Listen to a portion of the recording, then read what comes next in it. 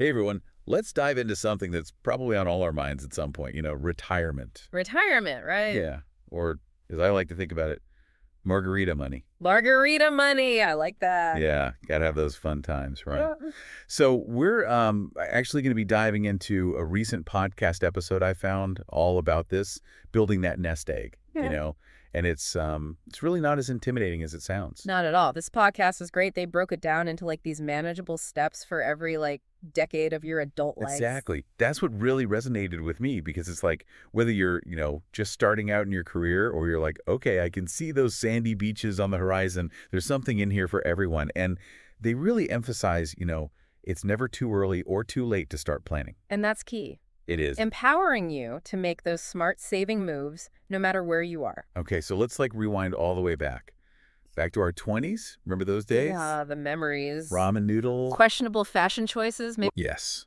Oh, so many questionable fashion choices. But, one thing we did have on our side back then, time, when it comes to saving, and actually the expert on this podcast, they called this our superpower. And honestly, they're not wrong. No, not at all. It's the perfect time to let the magic of compound interest really work its wonders. Compound interest, one of those things that, we all hear about, but it's like, how does it actually play out? Right, exactly. So, we hear the phrase, but it's like, what does it actually look like? So think about this. Yeah. You invest, let's say, $5,000 in your 20s. Maybe it's a graduation gift. Maybe it's like your first bonus from your real job. Right. You never add another dollar to it. Yeah. With compound interest, that $5,000 can grow to $40,000 by the time you retire because it's earning interest on top of interest year after year after year. That is amazing. See, I need those tangible examples. I'm like, okay, but show me the money. That's incredible, though, $40,000. But let's be real, in your 20s, even $100 felt like a fortune sometimes. Oh, absolutely. So where do you even, how do you even begin? Where do you start? And the expert actually addressed this. She was really good about this. She said, start with those employer-sponsored 401k plans, especially if your company offers a matching contribution because, hello, free money. Free money, the best kind of money. Exactly. Now, I'll be honest, when I was first starting out, it was so confusing. All those different accounts 401k, Roth IRA. I'm like, what is this? A whole new language I have to learn. It's a lot to take in. It definitely can feel overwhelming. So let's break down that Roth IRA a little bit because the expert actually highlighted that as a really great option, especially for, us back in the day when we were younger. Okay. So essentially, it's a retirement account where you contribute money you've already paid taxes on, right? Okay. And then when you retire and you start taking that money out, guess what?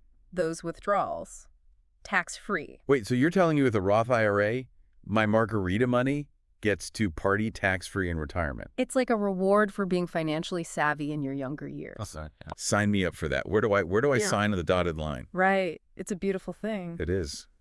Okay, so speaking of beautiful things, let's fast forward a little bit, shall we? Let's talk about our 30s. Okay. Yeah. We're rocking those promotions. Career's going well. Career's going well. Maybe we've got a mortgage or two. Maybe a little one running around. Oh, yeah. Yeah. Little tiny humans, maybe. Yeah. So life is getting a little bit more expensive. How do we keep building that nest egg? Yeah. When we've got all these other demands on our money. Yeah, that's where that consistency becomes key, right? So the expert, she actually said, automating your savings can be a game changer in your 30s. Okay, so set it and forget it. Yeah. Like that gym membership I keep meaning to use. Exactly. Hopefully I'm a little bit more consistent with my retirement savings, though. Hopefully a little more committed than the gym membership, right? But you got it. So automatic transfers right to that retirement account each month, just like paying a bill. You don't even have to think about it. And, they recommend aiming for 10-15% of your income. 10-15%. Okay, that feels doable. But what if you didn't exactly, crush it in your 20s on the saving front? Asking for a friend who may or may not have spent their early paychecks on concert tickets and, Listen, your friend sounds fun, first of all. maybe a few too many. We've all been there, right? Yeah.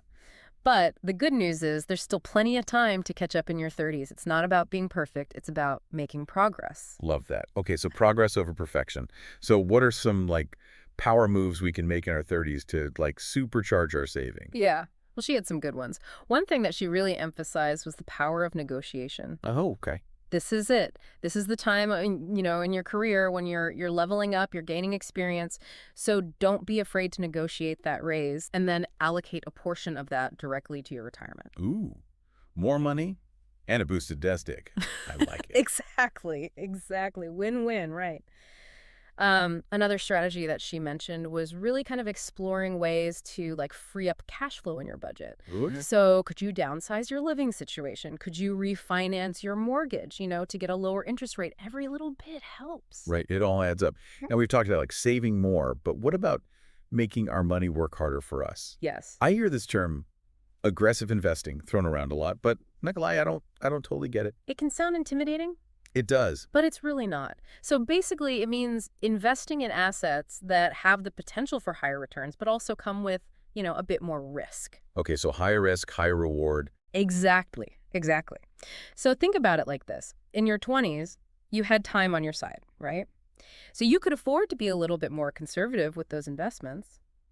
Now in your 30s, you still have a decent amount of time until retirement, so you can, afford to take on a little more risk. So what does aggressive actually look like? Like what kind of things are we talking about? Yeah. It can vary, obviously, based on your risk tolerance, your financial goals. But some common examples are investing a larger portion of your portfolio in stocks, particularly, what they call growth stocks. Growth stocks. Yeah.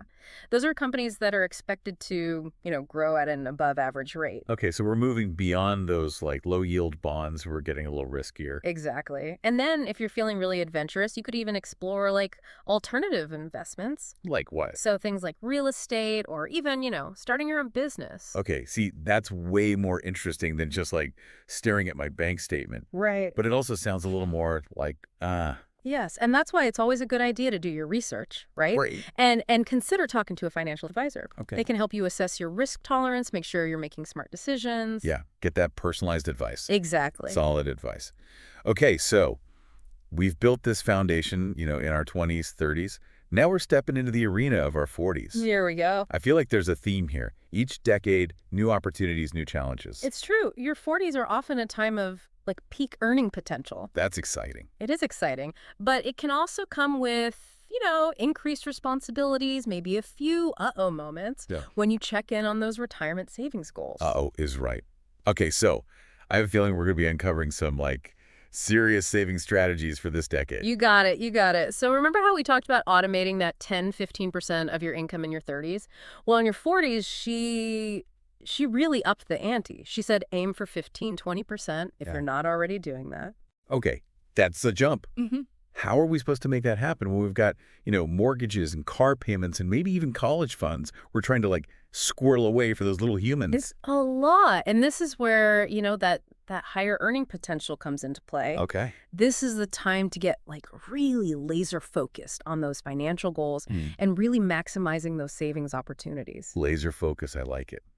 Okay, so give me the power moves. How are we doing this? Well, one of the first things she said, and I thought this was really interesting, she's like, you got to actually sit down and evaluate your retirement goals.